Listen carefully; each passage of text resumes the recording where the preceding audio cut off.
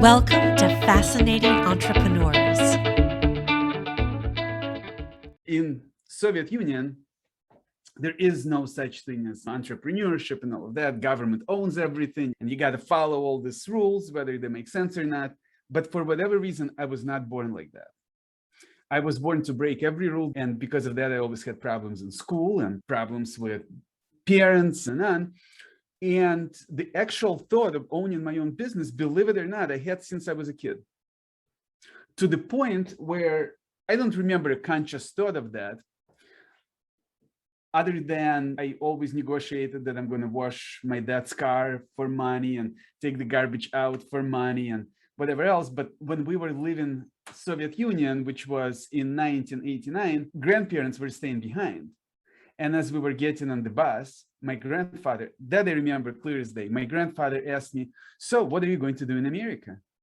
And out of nowhere, I said, "I'm going to own a hotel." Now, I have never had an idea to own a hotel. I don't want to own one right now, but it's that I wanted to own something. I love it. Think big. You were thinking big way back then. I have no idea why I said that, though. And how old were you at that time? I was 15. Okay.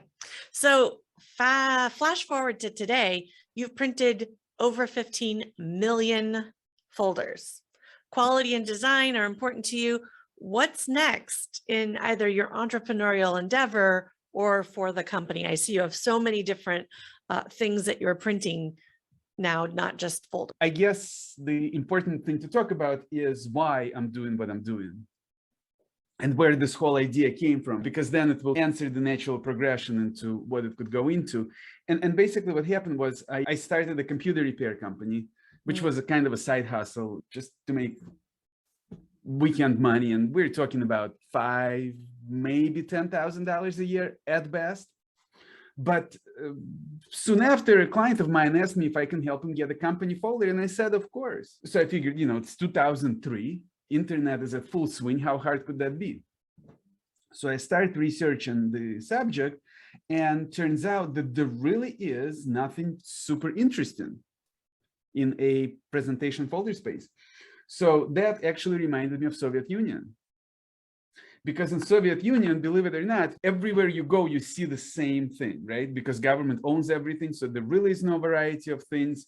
There is no selection. There are no options. You have maybe 5 different wallpapers, and 2 of them are so ugly that nobody would ever buy them. So now you're down to 3. So when you go to people's houses, guess what? Everybody has the same wallpaper and the same plates and the same furniture and the same clothing and the same everything. So you can't really stand out. You can't really express yourself. So now I'm thinking to myself, oh my God, we're in the country where you go to the store and 73 different cheeses and another 117 different sausages. And when it comes to presentation folders, company folders, there is nothing of options. So I figured it's my mission. So I started the company, and where we differ from everybody else is that we offer the options and selection of different customizations that nobody else does. We have the largest amount of those, right? So this was back in 2003. So fast forward 18 years now. Yes, 18 years now. We're still doing the same thing. We have the largest selection of die cuts. We have the largest selection of print methods. We have the largest selection of coatings, largest selection of the shapes, the forms, the business card slits, and so on and so forth. We were always positioned as a product company, and then we sell to everybody. So over time, customers are asking about binders, because binder is like a folder, but instead of pockets, you're mostly using the ring mechanism. So we started doing binders, and the same thing is we have all sorts of binders that you can imagine: paper binder, vinyl, poly, turned edge, and on and on. So now the next step is the envelopes, which we now carry as well. Going forward, we are actually doing all the promotional products within the past couple of years. So that is ramping up quite nicely. And to answer your question directly, what's next for the company? It's really development of more products while staying true to offering options. Do you consider yourself having a folder company, or is it more of a printing or more of a design company? Yeah, that's a great question. You know how sometimes our mind is set a certain way, and no matter what happens, that's the way it always was. So in my mind, we're a folder company. But if you take a sober look, you will quickly realize that we are just a printing company. Yeah, you're not a folder company to me if I look at your website, even though it says company folders. Correct. But in my mind, because that's how I started with just Yeah. folders, it's a folder company, but no, in reality, we're a printing company, and we offer the wide range of a marketing material packaging, right? Folders, binders, envelopes, things like that we offer. But then, of course, we do other stuff like brochures and postcards and business cards. In And your of course, all the business, promotional. do you do all the printing in-house? You basically own a printing company? So yes, we do most of the stuff here in Michigan. We do have some partners that we work with on promotional because there's only so much you can do under one roof, but yeah. Yes, unless you keep acquiring other people's businesses, which is a way to scale and grow. It is. It's not always the most promotional products are not there yet. Yeah. Yes. To do that.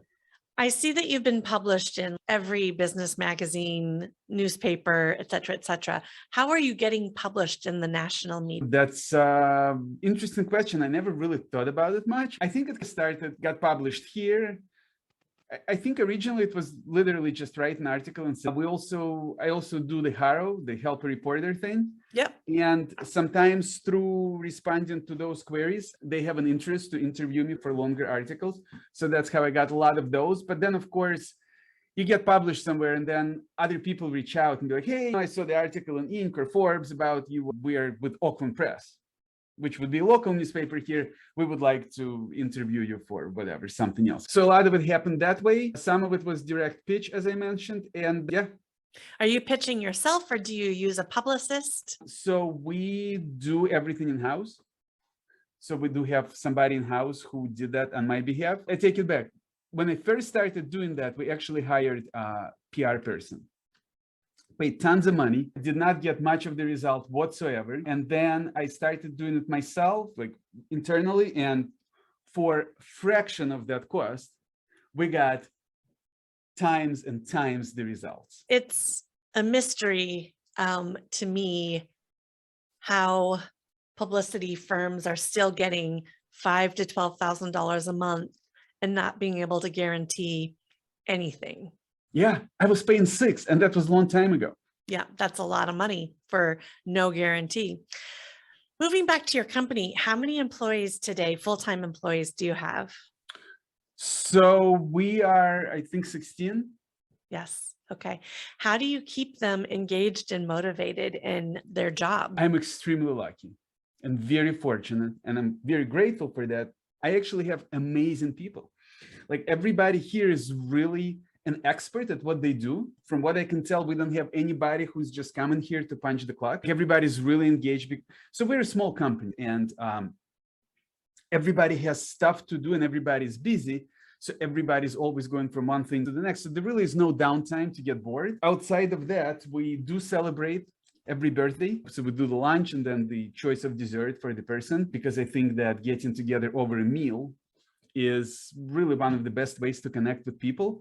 For that reason, when we have somebody new start, we always buy lunch for them together as a group, and we all eat together so that we can talk about the weekend and tell us about your story and tell them about us. It's just a quick way to connect and get to know each other better. We actually do the same thing when somebody's leaving. We give them lunch on the last day, and once again, so we can all get together and wish them farewell, goodbye. So we do parties periodically, something we've done bowling, we've done axe throwing, we've done cooking classes, and on and on. Wait, back it up. Axe throwing. That has become a thing. What is up with that? I've never done it. Was it cathartic? Was it amazing? You scared that you were going to get your head chopped off? Oh, not at all. So first of all, you should do it because according to the guy who trained us, he said that women do way better than men do. because men try to show how masculine they are, and they throw with a really hard force, where women just throw it, and when you just throw it, it lands better. But it's actually fun. It's way easier than you think, than at least I thought. So you're in this cage, so X doesn't have anywhere to go, and the target itself is wooden target with a lot of water on it. So it's a softer wood, and it goes in easily. So they make it easy for you and safe. That's good to know. Yeah. Great. So in the business today, what is your growth strategy for the next year? At the end of this year, you're planning for growth, or you're planning for next year. What are you looking at doing for scaling and growing your company? So every single year in business, each year in business was always higher than the year. And we're talking about anything from 10% growth all the way to 3 times growth in a year, depending on the year. Of course, last year was different. Last year was the first time we actually lost revenue because of COVID. And this year, it's definitely, let's take a step back. So the COVID starts in March, right? So I think sometime in the middle of March, maybe March 17 or 23, we already know about COVID, and that's when we learned that we cannot work from office, so everybody goes home. So then April comes, and April, our revenue, you ready for this? Is 76% down. 76%. I'm pulling my hair out. That's why I have no hair. I have you beat. We went from multi-million-dollar to zero. Oh, wow. But keep going. So anyways, we lost all that. And I don't know what's coming next month, because if that's the trajectory, then it's not even zero. It's like me paying somebody just to be here. So long story short, the one thing I did not want to do, I did not want to do anything short term, right? Because a lot of people in my industry, they got into masks and some other PPE stuff. And while I didn't mind doing that with a custom imprint, we did those. I did not want to spend too much time on it because it's short-lived. And in the beginning of COVID, what happened was like nobody had it and everybody needed it. But I also realized that once it comes in, the demand is going to be filled very quickly. And then, as my prediction turned out to be right, a lot of people got stuck with all this supply that they either couldn't do anything with, or they had to sell it for less than what they paid for it.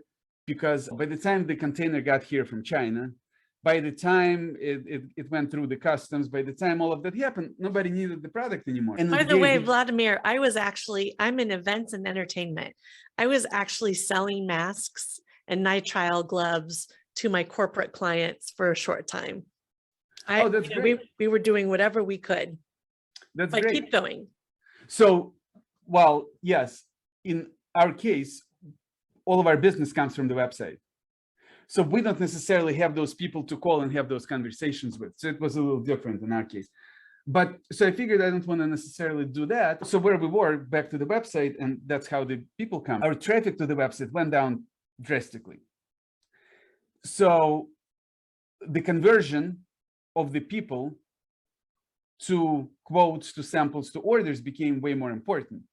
So we started doing changes on the website that could provide higher conversion. And those turned out to be amazing changes, because the more traffic we get, the way more sales we get now. But another thing we instituted was, once again, for the higher conversion, we, in certain places, we started advertising for people to schedule a design consultant. And that would be with me personally first. So people would schedule time and day through Calendly when they would like to speak with me. And the dedicated time was 15 minutes, 20 minutes. And what happened through that is I could take my time and I could talk to people. And we got a good amount of orders that way. So then we stepped it up a notch. And now we're also offering consultations for promotional products. So now you have an event coming up, you have trade show to go to, so on and so forth. You schedule a consultation, we talk, you basically tell me what you're trying to achieve, what your budget is, how many pieces you're looking for, and you do nothing else. I do all the work. I do all the research, I find the best product for you, and boom, It's the easiest way. If you have to go online on somebody else's website, well, it's really fun for the first 90 seconds. Then it gets boring because there is 737 variations of the same thing you're looking at, and you cannot tell the difference between them. And you don't know whether this supplier is better than that supplier, and why is pricing totally different on the same product. I know all those things, and I can do that quickly. So that's your double down for next year, is to grow the design consultations and the promo items. We're growing design consultations, promo consultations. We're growing our product offering as well. So we, as I mentioned before, we added envelopes. We have another whole series of envelopes to add, like different sizes and stuff. We're also working on the next version of the website. That is going to be coming out probably towards the end of next year. And that will be a completely different experience, way better, not only than what we have, but way better than anybody else offers. And why is it going to take so long? Why end of next year? So remember, I'm not a printing company, I'm a folder company. At least what I'm thinking inside. And for us to be able to offer all the options that we could do, there is no out-of-the-box system that can allow for that. Therefore, we have to build everything from scratch. And of course, we're a small company with limited resources, so now I cannot hire 57 developers to go at it and do it in 3 weeks. So yes, I got it. The next question and the last question is, what is your biggest challenge in your business right now? It may be not having the funds to hire developers, but it could be something else. So today, when we get off this interview, is there a challenge that's waiting for you that you still have to figure out? The funds are definitely a challenge, but money is always a challenge, and it's always a challenge for everybody. So technically, I would not use that as a challenge because it's almost like a cop-out. But at the end of the day, my mindset is probably the biggest challenge, because I believe that as an entrepreneur, your business could not outgrow you. So therefore, the more I grow, the more my business grows. So the challenge is to grow me quicker. If that makes sense. And how are you doing that? How will you plan to do that? So how do I do that? I read a lot of books. And I've been doing that for decades. So that helps me grow and expand my worldview. Obviously, I'm an EO. So through EO, I'm exposed to a lot of speakers. To my forum helps me quite a bit, because sometimes I do have blind spots, and they help expose those so I can learn. Once again, I have amazing people who work here. I learn from them also. And really, that's pretty much covers it. Good. I'm glad that you have so much support. And reading, I agree. It's something that I have to keep reminding myself that reading and absorbing information and taking courses, that's the shortcut to getting ahead. Thank you so much for watching. For updates and more, follow me on Facebook, Instagram, and Twitter.